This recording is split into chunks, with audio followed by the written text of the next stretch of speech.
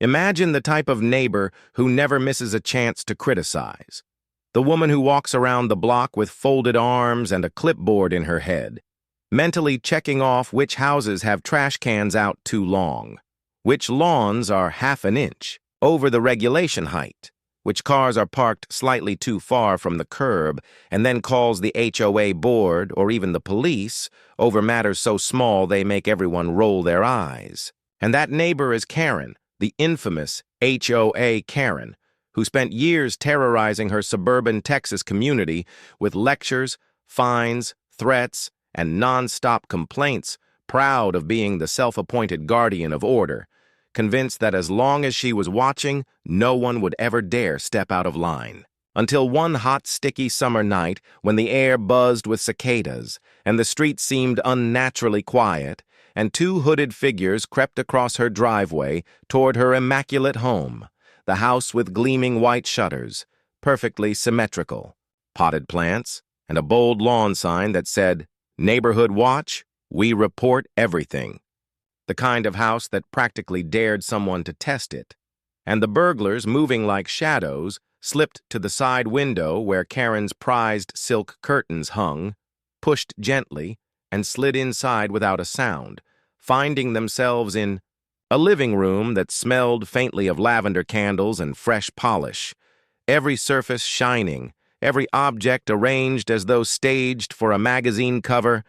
and their eyes widened at the sight of a display cabinet filled with glittering jewelry, crystal bowls, silver candlesticks, porcelain figurines, all sitting in the open, not hidden away, because Karen believed she was untouchable, that her reputation as the enforcer of rules would scare away anyone foolish enough to try.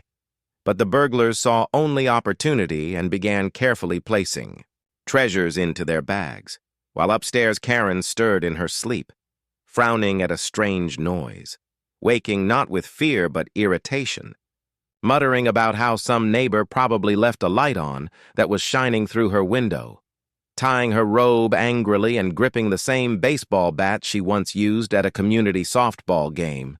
stomping toward the stairs ready to lecture whoever dared disturb her peace. And as she descended the stairwell, she flicked on the lights, her voice sharp and shrill as she shouted, "Who's in my house? Do you know who I am? This is private property, and I'll have you reported to the HOA," startling the burglars, who froze for only a moment before smirking at the absurdity of this woman scolding them instead of calling the cops.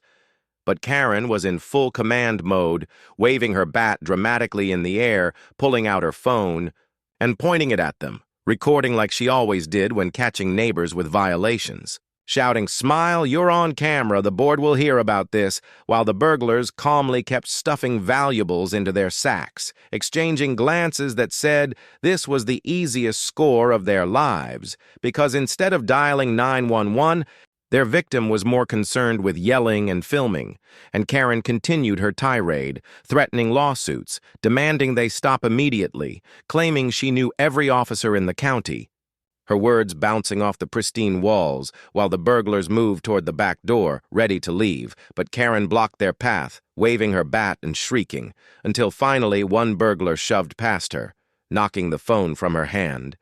and both sprinted into the dark night, bags heavy with her treasures disappearing down the street as Karen stumbled barefoot onto her driveway, robe flapping, screaming for her neighbors to wake up, pointing into the distance and demanding someone chase them. But instead, lights flickered on in houses around her and sleepy faces peeked out of curtains, confused and annoyed, while Karen, red-faced and furious, screamed, "Why weren't you watching? Why didn't anyone stop them? This is all your fault," her voice cracking, her eyes blazing, as though her loss was not her responsibility, but the failure of everyone else. And, while she stood there trembling with rage, her neighbors exchanged tired glances, some shaking their heads, others muttering under their breath that maybe, just maybe, karma had finally arrived at Karen's front door. And as she stormed back inside to post an angry all-caps rant on the HOA forum blaming the community, her once unshakable image as the untouchable enforcer began to crumble in the eyes of those who had suffered under her reign for years. By the time the first rays of morning light spread across the neighborhood and glistened on the dew-covered lawns, Karen's house had already transformed from a fortress of order into the epicenter of drama, with police cars lining the curb, red and blue lights flashing against her pristine white shutters and immaculate garden, officers moving in and out, while jotting down notes on missing jewelry and damaged windows, and Karen in her robe pacing furiously through the living room like a general who had been betrayed by her own army, waving her arms and ranting about how everyone else had failed her, shouting at the officers about how the burglary should never have happened because she was the one person who always kept the neighborhood in line, complaining that if the HOA had listened to her demands for stricter surveillance, this would have been prevented, insisting that her neighbors were lazy and careless for not noticing two men carrying bags of valuables out of her house, and accusing the police of not patrolling enough even though she spent half her life reporting minor issues to them, while outside small groups of neighbors gathered on sidewalks sipping coffee, whispering and chuckling quietly, some feeling sympathy, but many feeling that a strange sense of justice had unfolded during the night. And one neighbor muttered that perhaps now Karen would finally understand how it felt to be on the receiving end of her endless lectures and punishments. But Karen was blind to these whispers and instead stormed to her laptop, flooding the HOA forum with long, angry posts written entirely in capital letters demanding an emergency meeting and new rules, claiming that criminals targeted her because she was the most important figure in the community, declaring herself the victim of a massive neighborhood failure,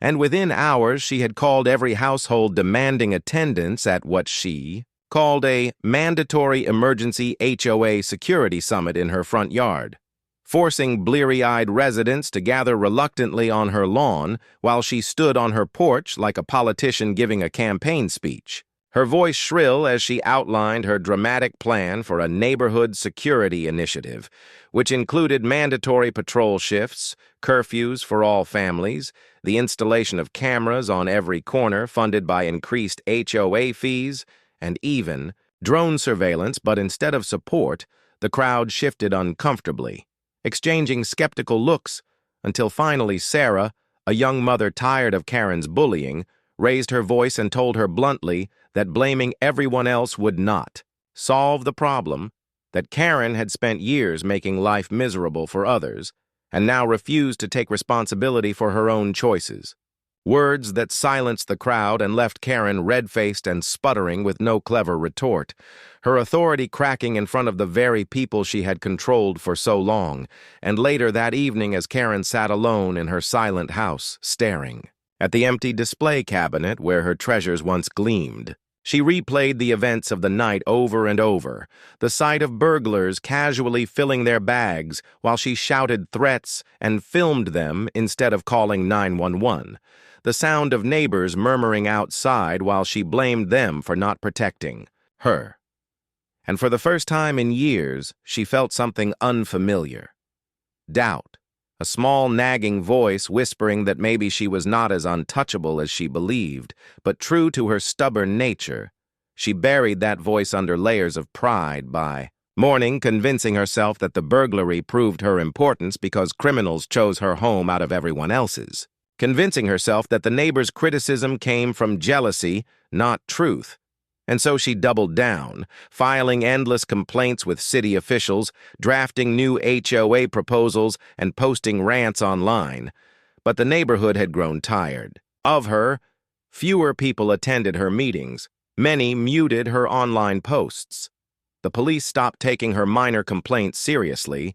and the HOA board quietly began to distance themselves, weary of her constant chaos, until Karen's once feared name became a joke at block parties where neighbors whispered and laughed about her shouting in the driveway barefoot while burglars ran away. Children imitated her shrill voice, and her power dissolved into ridicule, leaving Karen still patrolling her lawn with arms crossed, still writing furious reports, still convinced in her mind that she was right, yet deep inside aware that something had been stolen that night far greater than her jewelry.